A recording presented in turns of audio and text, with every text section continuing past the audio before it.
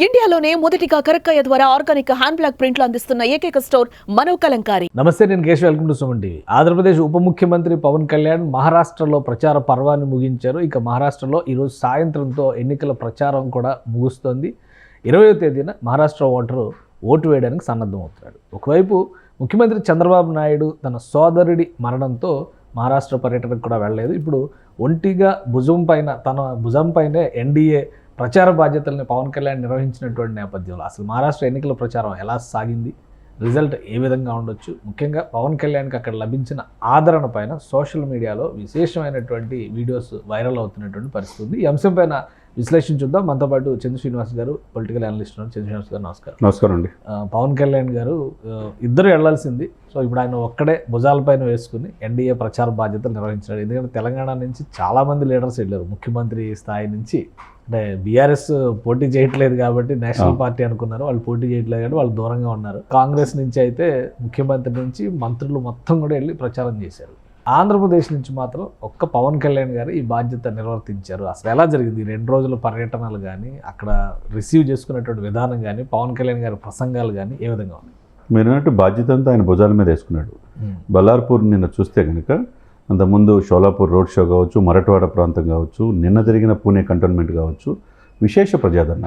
అంటే మోడీ గారి రోడ్ షోకి ఎలా అయితే వస్తారో అంతకు మించి అన్నట్టు ప్రజాదరణ ఉంది. ఎందుకంటే తెలుగు వాళ్ళు ఎక్కువగా.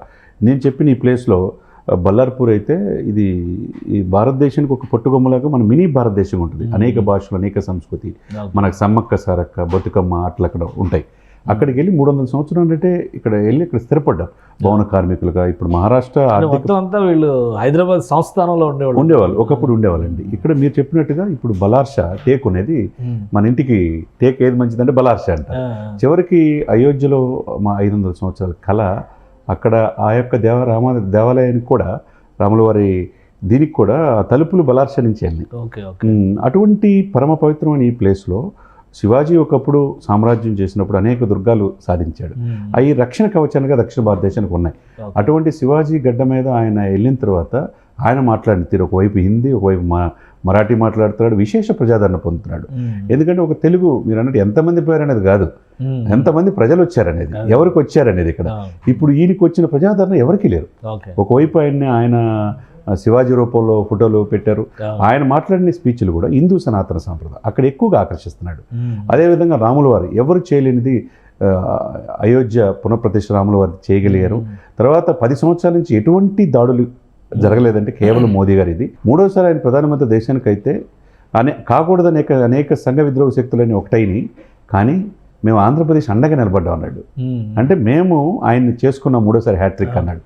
అటువంటి గొప్ప వ్యక్తి వల్ల ఈరోజు మహారాష్ట్ర ఆర్థిక వ్యవస్థ, అంటే ఆర్థిక పాయింట్ ఆఫ్ వ్యూ $5 ట్రిలియన్ వ్యవస్థగా రూపాంతరం చెందాలంటే 1,00,000 దాకా మహారాష్ట్ర నుంచి ఉండాలి ఆర్థిక రాజధాని. కాబట్టి హైవే మెన్ ఆఫ్ ఇండియాగా భావించే నితిన్ గడ్కరీ 720 కిలోమీటర్ల రోడ్లు వేశారు. అవి చాలా మనకి కనెక్టివిటీ మనం చూస్తున్నాం. కాబట్టి అభివృద్ధి అంటే ఎప్పుడు చూడండి, గత 10 సంవత్సరాలు మనం చూస్తున్నాం. కాబట్టి మహాయుతి కూటమిని గెలిపించండి. ఈ అభ్యర్థిని గెలిపిస్తే దేశంలో సుస్థిరమైన ప్రభుత్వం ఉంటుంది అనేది ఒకటి పోలిక చెప్తున్నారు పవన్ కళ్యాణ్ గారు. శివసేన, జనసేన ఈ రెండింటి ఒకే సారూప్యత, బాలాసాహెబ్ ఠాక్రే ఫిలాసఫీని కూడా ఆయన కోట్ చేస్తున్నారు. ఇది అక్కడ ఎలా కనెక్ట్ అవ్వచ్చు? ఎందుకంటే అక్కడ మహావికాస్ ఆఘాడి అని ఇప్పుడు విడిపోయింది. శివసేన 2 కూటములు 2 భాగాలుగా ఉంది. ఏక్నాథ్ షిండే వర్గం, ఉద్ధవ్ ఠాక్రే వర్గం, అలానే ఎన్సీపీ. సో ఎన్సీపీ ఆస్పెక్ట్ వేరైనా కానీ ఈ రెండింటి పోలికని మహారాష్ట్ర ప్రజలు ఎంతవరకు రిసీవ్ చేసుకునే అవకాశం ఉంది? మీరు అన్నట్టు పాయింట్లో ఉద్ధవ్ ఠాక్రే వాళ్ళ బ్రదర్ మళ్ళీ ఇంకొకటి మారిపోయారు, రాజ్ ఠాక్రే. ఆయన వేరుగా ఉండదు. ఇక్కడ అన్నదమ్ముల మధ్య వేరు ఉండదు. ఒకప్పుడు ఠాక్రే అని ఈయన భావించి బాల్ ఠాక్రే గురించి ఈయన చెప్పాడు చాలా గొప్పగా పవన్ గారు. అదేవిధంగా అంబేద్కర్ గారు పుట్టిన నెల గురించి చెప్పాడు, శివాజీ ఏలిన సామ్రాజ్యం గురించి చెప్పాడు. ఇప్పుడు మోదీ గారిని కంపేర్ చేసుకుంటున్నాడు. అంటే బ్యూటిఫుల్గా సింక్ అయింది ఇక్కడ. కాదు ఇక్కడ పోతే శరద్ పవార్ ఏమవుతుంది, అది అజిత్ పవార్ సపరేట్ అయిపోయింది. ఇక్కడ ఏకైకంగా మహాయుతి కూటమి ఒక్కటే స్ట్రాంగ్ ఉంది. ఇక్కడ ఎవరున్నాడు, ఒక ఈయన చీలిక వర్గం ఎవరు, షిండే ఉన్నాడు. ఆయనకి పూర్తి మద్దతు ఈ యొక్క బీజేపీ ఉంది. కాబట్టి ఆల్రెడీ ఈ 5 సంవత్సరాలు, ముఖ్యంగా పరిపాలించిన 5 సంవత్సరాల అభివృద్ధి ఏందో మహారాష్ట్రకు చూపించారు. మహారాష్ట్ర దేశ అభివృద్ధికి కీలకమైనది, అనేది ఇండికేషన్ ఇవ్వగలిగారు. అదేవిధంగా హిందూ సనాతన సాంప్రదాయం అనేది ఇప్పుడు ఎప్పుడు లేని విధంగా హిందీ ఛానల్స్ అన్ని చూడండి సార్, ఫ్రంట్ లైన్ మీడియా మొత్తం కంప్లీట్ పవన్ కళ్యాణ్ గారిని విశేషంగా చూపిస్తున్నాయి. కాబట్టి ఎందుకు ఇంత ప్రజాదరణ? ఒకవైపు తెలుగు మాట్లాడితే ఓజీ అంటున్నారు ఆయన మాట్లాడే ఓజీ పక్కన పెట్టండి, ముందు మన దేశాన్ని ఇది చేసుకుందాం అన్నాడు. ఓజీ కూడా 80% పూర్తయింది, అది కూడా వస్తుందని చెప్తున్నారు. సరే, ఇవన్నీ కూడా చూసుకుంటే అండి, పూణే కంటోన్మెంట్ ఏరియాలో చూస్తే ఆ జనం చూస్తే అండి ఇసుకేస్తే రాలంత జనం. అంటే పవన్ కళ్యాణ్ ఏదో ఆంధ్రప్రదేశ్కి పరిమితం, ఒక ఎమ్మెల్యే కాని అంటే చాలా మంది ఒక్క సీటు కూడా గెలవలేవాడు అనేటువంటి మాటలు చెప్పారు కదా. ఇప్పుడు ఈ ఓరియంటేషన్ ఎలా చూడాలి? ఒక్క సీటు కూడా గెలవలేని వ్యక్తి 100% స్ట్రైక్ రేటు, కేంద్రంలో ప్రభుత్వం నిలవడానికి ముఖ్య భూమిక పోషించినటువంటి వ్యక్తి, ఈరోజు మహారాష్ట్రలో విశేషమైనటువంటి జనాదరణ ఎలా చూడాలి? డెఫినెట్గా ఇది అంటే ఒక ఎగ్జాంపుల్గా కేస్ స్టడీగా తీసుకోవాలి పవన్ కళ్యాణ్ గారిని, ఒక రాజకీయ చరిత్ర. ఎందుకంటే ఎక్కడ గెలలేని వ్యక్తి, ఎక్కువ చదువుకోలేదన్నారు, 3 పిల్లలు అన్నారు, 4 పిల్లలు అన్నారు, చివరికి మ్యారేజ్ స్టార్, ప్యాకేజ్ స్టార్, రకరకాలుగా విమర్శించిన ఎక్కడ తొనకల వెనకల. అక్కడ కరెక్ట్ అయ్యాడు. ఎక్కడంటే శివసేన జనసేన రెండూ ఒకటే, జాతీయ భావజాలంతో ఈ పార్టీ నాకు స్ఫూర్తి అంతా మహారాష్ట్ర అని చెప్పి అక్కడ మహారాష్ట్ర ప్రజల హృదయాన్ని ఇది చేసుకున్నాడు, కనెక్ట్ అయ్యాడు. అక్కడ 21 గెలవడం దేశంలోని ఒక ఆదర్శమైన పార్టీగా జనసేన ఆవిర్భవించింది. అదేవిధంగా అత్యంత విశ్వసనీయమైన మిత్రుడిగా, విశ్వాసమిత్రుడిగా ఎన్డీఏ కూటమికి ఉంది. దీంతో మహారాష్ట్ర ఎలక్షన్స్లో ఆయన ప్రజాదరణ చూస్తే మామూలుగా లేదు. అంటే ఇంత జాతీయ నాయకుడికి ఎప్పుడు కేశవ్ గారు ఎప్పుడైతే తిరుపతిలో సనాతన సాంప్రదాయాన్ని, సనాతన పరిరక్షణ బోర్డు అన్నాడో ఆ రోజే భారతదేశ ప్రజల ఉదయాన్ని 100 కోట్ల మంది హిందువుల ఇదిని మనసులోకి వెళ్ళిపోయాడు ఆయన. అంటే ఇంకొకటి, ఇప్పుడు వీళ్ళు పదే చెప్తుంది కూడా ఈ ఫిలాసఫీలు, ఈ వాదాలు ఇవన్నీ పక్కన పెడితే అందరూ ఒక రోల్ మోడల్. ఎన్టీ రామారావు గారు అనగానే పార్టీని పెట్టి 9 నెలల్లో అధికారాన్ని కైవసం చేసుకుని ఒక రోల్ మోడల్గా చూసేవాడు. ఇప్పుడు 10 ఏళ్ళైనా పోరాటం చేసి సమాజంలో మార్పు తీసుకురావచ్చు అనేదానికి పవన్ కళ్యాణ్ ఒక ప్రత్యేకంగా మారారని అనుకో. 100% అండి. మనం చూస్తే చాలా తమిళనాడులో విజయకాంత్ని చూసాం, తర్వాత కొన్ని ఎగ్జాంపుల్ చూసాం. రజనీకాంత్ రాజకీయాలు నాకు వద్దన్నాడు, ఈ రాజకీయాలు నాకు వల్ల కాదని. ఇప్పుడు ఈ మధ్య విజయ్ వచ్చాడు, అంతకుముందు కమల్ హాసన్ పెట్టాడు, సక్సెస్ కాల. ప్రకాష్ రాజ్ గారు పెట్టాడు, సక్సెస్ కాల. వీళ్ళందరూ ఎందుకు రాజకీయ సక్సెస్ కాలేకపోతున్నారు? ఒక పవన్ కళ్యాణ్ మీరు అన్నట్టు దశాబ్దం పైనే పోరాటం చేసి ఈ రోజు నిలబడి, అతనిలో ఆ గట్స్ ఉంది, ఆ జాతీయ భావజాలం ఉంది. ఈ దేశం మనది.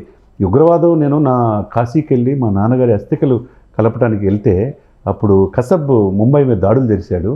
ఇప్పుడు ఆ రోజు నుంచి ఈ రోజు చూస్తే ఈ 10 సంవత్సరాలు ముఖ్యంగా మోదీ గారి హయాంలో ఏ రోజున ఒక ఇన్సిడెంట్ జరిగిందా చెప్పండి అన్నాడు. అదేవిధంగా ఓవైసీ బ్రదర్స్ కూడా వార్నింగ్ ఇచ్చాడు, నాకు 15 నిమిషాలు టైం ఇస్తే నేను చెప్తానని చెప్పేసి. ఒక రకంగా అంటే హిందువుల మనోభావాల్ని జాగ్రత్తగా చాలా స్ట్రాటజీగా తీసుకున్నారు. అక్కడ మొత్తం క్యాడర్ అంతా దేవేంద్ర ఫడ్నవీస్ స్వాగతం పలికిన కాడి నుంచి 15 నైట్ వెళ్ళాడు. ఈ 16, 17 అంటే ఈ రోజు సాయంత్రంతో అక్కడ ప్రచారం ముగిసిపోద్ది. 20వ తారీఖు ఎలక్షన్ జరగబోతుంది. This is the right time sir. ఈ 2 రోజులు పవన్ కళ్యాణ్ గారు చూపించిన ఇది ఆ ప్రచారంలో ఎక్కడ 5 సభలు కావచ్చు, రోడ్ షోలు కావచ్చు. ఒక విధంగా సౌత్ ఇండియా నుంచి emerging national star Pawan Kalyan 100%. అన్ని స్టార్లు అయిపోయినాయి కదా, ఎమర్జింగ్ నేషనల్ పొలిటికల్ స్టార్గా అవతరించాడు.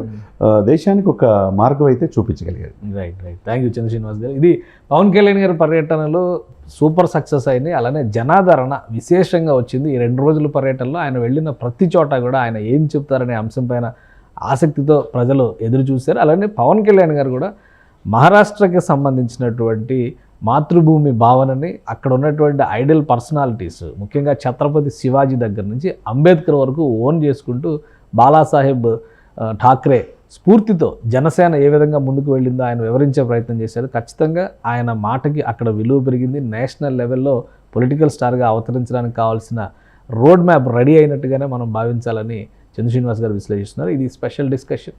Keep watching. సుమన్ టీవీలో మీ పర్సనల్ అండ్ బిజినెస్ ప్రమోషన్స్ కోసం కింది నెంబర్కి కాంటాక్ట్ చేయండి.